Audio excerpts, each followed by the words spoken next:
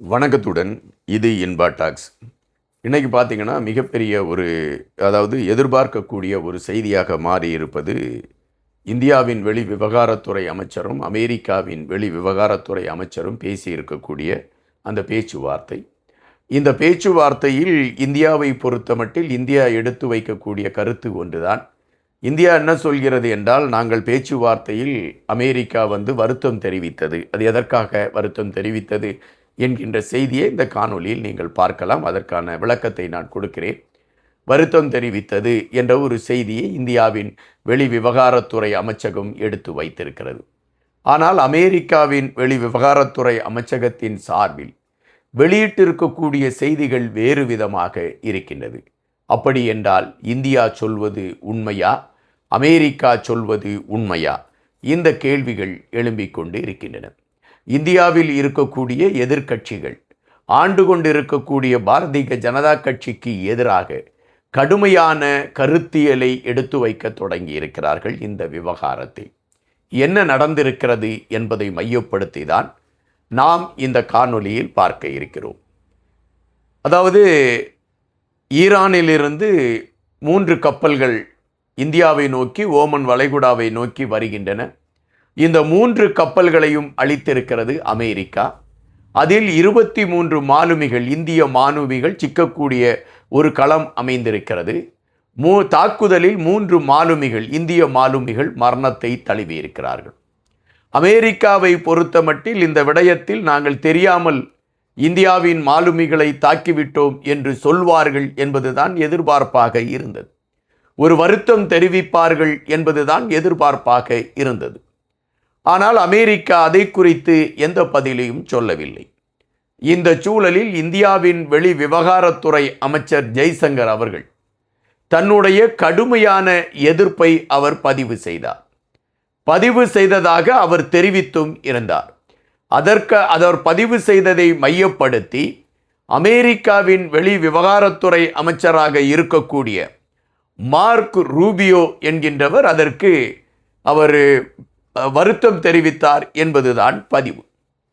ஆனால் அமெரிக்காவின் வெளி விவகாரத்துறை அமைச்சகம் வெளியிட்டிருக்கக்கூடிய செய்தி வேறொன்றாக மாறி நிற்கக்கூடிய ஒரு களத்தை பார்க்க முடிகிறது. அவர்களை பொறுத்த மட்டில் ஈரானில் இருந்து சட்டத்திற்கு, அதாவது நாங்கள் உருவாக்கி வைத்திருக்கக்கூடிய கட்டுப்பாட்டுகளுக்கு மீறி எந்த கப்பல் அங்கிருந்து எரிபொருள்களை ஏற்றி கொண்டு வந்தாலும் அந்த கப்பலை நாங்கள் அழிக்கத்தான் செய்வோம் என்று அறிவித்திருக்கிறது அமெரிக்கா. அப்படி என்றால் அமெரிக்கா திட்டமிட்டு இந்தியாவிற்கு ஒரு எச்சரிக்கையை கொடுக்கிறதா என்பதுதான் கேள்வி. இந்தியாவில் இருக்கக்கூடிய பெரும்பாலான எதிர்க்கட்சிகள் இப்பொழுது ஆளும் கட்சிக்கு எதிரான ஒரு கருத்துக்களை எடுத்து வைத்திருக்கிறார்கள். அவர்கள் கேட்கக்கூடிய கேள்வி ஒன்றுதான். நீங்கள் நண்பர் என்று ட்ரம்போடு குலவிக் கொண்டிருந்தீர்கள். ஆனால் இந்தியாவை சார்ந்த ஒரு கப்பலை நடத்தி கொண்டிருந்தவர்கள் அவர்களை கைது செய்திருக்கிறது. 3 பேரை அழித்திருக்கிறது. இதற்கு இந்தியா என்ன பதிலை சொல்லியிருக்கிறது என்ற கேள்வி கேட்ட பொழுது நாங்கள் பேசியிருக்கிறோம், அவர்கள் அந்த விடயத்தில் வருத்தம் தெரிவித்திருக்கிறார்கள் அல்லது அவர்கள் வேதனைப்பட்டிருக்கிறார்கள் என்பது இந்தியாவின் பதிலாக இருந்தது. ஆனால் இப்பொழுது வந்திருக்கக்கூடிய செய்திகள் ஒட்டுமொத்தமாக வேறொரு கோணத்தில் வேறொரு களத்தை நோக்கி அது நகர்ந்திருக்கிறது. ஏன் இந்தியா மீது அமெரிக்கா ஒரு காழ்ப்புணர்ச்சியோடு செயல்பட வேண்டிய ஒரு நிலைமையை எடுத்தது? இந்த கேள்விக்கு நாம் போகின்ற பொழுது எரிபொருள் வாங்கக்கூடிய விடயத்தில் ரஷ்யாவோடு ஒரு உடன்படிக்கை போடுகிறது இந்தியா. ரஷ்யாவோடு உடன்படிக்கை போடக்கூடாது என்பதை மையப்படுத்தி அமெரிக்கா கடுமையான எதிர்ப்பை தெரிவிக்கிறது. ஆனால் எங்கள் நாட்டின் தேவைக்கானதை நாங்கள் மிக குறைவான இடத்தில் எங்கு கிடைப்போமோ அதை நாங்கள் பெற்றுக்கொள்வோம் என்று இந்தியாவின் சார்பில் அறிவிக்கப்பட்டது. அப்படி என்றால் அது இந்தியாவின் தைரியத்தை காட்டுவதாக இருக்கிறது என்று குறிப்பிட்டார்கள். ஆனால் அப்பொழுதிலிருந்தே அமெரிக்கா இந்தியாவின் மீது ஒரு நெருடல் போக்கையே கடைபிடித்தது என்பதுதான் நிஜம். தற்பொழுது பின்லாந்தில் குல்தராந்தா பேச்சுகள் என்கின்ற ஒரு பேச்சுவார்த்தை நடைபெற்றிருக்கின்றன. இந்த பேச்சுவார்த்தையில் ரஷ்யாவிடமிருந்து எரிபொருள் வாங்குவதற்கு இந்தியா எடுத்திருக்கக்கூடிய முயற்சிகளுக்கு தங்களுடைய ஆதரவு உண்டு என்று பின்லாந்து அறிவித்திருக்கிறது. பின்லாந்து தெரிவித்திருக்கக்கூடிய கருத்து என்னவென்றால், அதாவது நாங்கள் ஒரு விலை நிர்ணயத்தை உருவாக்கி வைத்திருந்தோம். ரஷ்யாவிடமிருந்து இவ்வளவு விலை நிர்ணயத்தோடு தான் நீங்கள் எரிபொருள்களை பெற்றுக்கொள்ள வேண்டும் என்பதை மையப்படுத்தி நாங்கள் ஒரு தெளிவை உருவாக்கி வைத்திருந்தோம். அதன் அடிப்படையில் இந்தியா அந்த கட்டுப்பாட்டுக்குள் உட்பட்டுதான் ரஷ்யாவிடமிருந்து எரிபொருள்களை அது வாங்கி கொண்டு இருக்கிறது. எனவே நாங்கள் இந்தியாவை எதிர்க்க முடியாது, இந்தியாவிற்கு ஆதரவு தான் கொடுக்க முடியும் என்று பின்லாந்தை சார்ந்தவர்கள் ஆதரவு கொடுத்திருக்கிறார்கள்.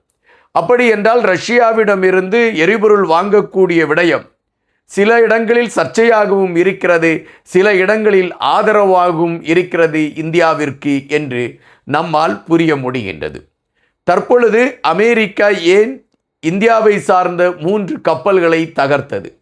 ஆட்சியாளர்களுடைய ஆளுமை இல்லாத ஒரு களமா, அல்லது இந்தியாவை சார்ந்தவர்கள் இனிமேல் ஈரானில் இருந்து எரிபொருள்களை ஏற்றிக்கொண்டு வரக்கூடாது என்பதற்கான எச்சரிக்கையாக அமெரிக்கா இந்த தாக்குதலை எடுத்ததா? இது இன்று எழும்பி இருக்கக்கூடிய ஒரு பிரதான கேள்வியாக இருக்கின்றது. இந்த கேள்விக்கான விடைகளை பார்க்கின்ற பொழுது அமெரிக்கா அதைத்தான் செயல்படுத்தி இருக்கிறது என்பது அமெரிக்காவால் சொல்லப்பட்டிருக்கக்கூடிய செய்தி. ஆனால் இந்தியா என்ன எடுத்து வைக்கிறது என்றால், அமெரிக்கா இந்த விடயத்தில் வருத்தம் தெரிவித்தது என்று முழு பூசணிக்காயை சோற்றில் மறைத்திருக்கிறது என்கின்ற குற்றச்சாட்டு தான் இப்பொழுது வலுவடைந்து இருக்கின்றன. தற்பொழுது உள்ள சூழலில் எதிர்க்கட்சிகள் கடுமையான விமர்சனங்களை ஆளுங்கட்சியின் மீது எடுத்து வைக்கிறது. ஒரு நாட்டில் இருந்து பிற நாட்டிற்கு சென்றிருக்கக்கூடிய தொழிலாளிகள் தங்கள் நாட்டை மையப்படுத்தி தான் அவர்கள் பிற நாட்டில் செயல்பட்டு கொண்டிருப்பார்கள். இந்தியாவிலிருந்து சென்ற மாலுமிகள் அமெரிக்காவின் தாக்குதலில் மரணத்தை தழுவியிருக்கிறார்கள் என்றால் இந்தியாவிற்கு அமெரிக்கா எச்சரிக்கை விடுத்திருக்கிறது என்பதுதான் அர்த்தம். இதனை புரிந்து கொண்டு ஆட்சியாளர்கள் அமெரிக்காவிற்கு ஒரு கடுமையான எதிர்ப்பை பதிவு செய்ய வேண்டும் என்ற கணக்கீட்டில் கடுமையாக எதிர்க்கட்சிகள் எதிர்ப்புகளை பதிவிட்டு கொண்டு இருக்கின்றன.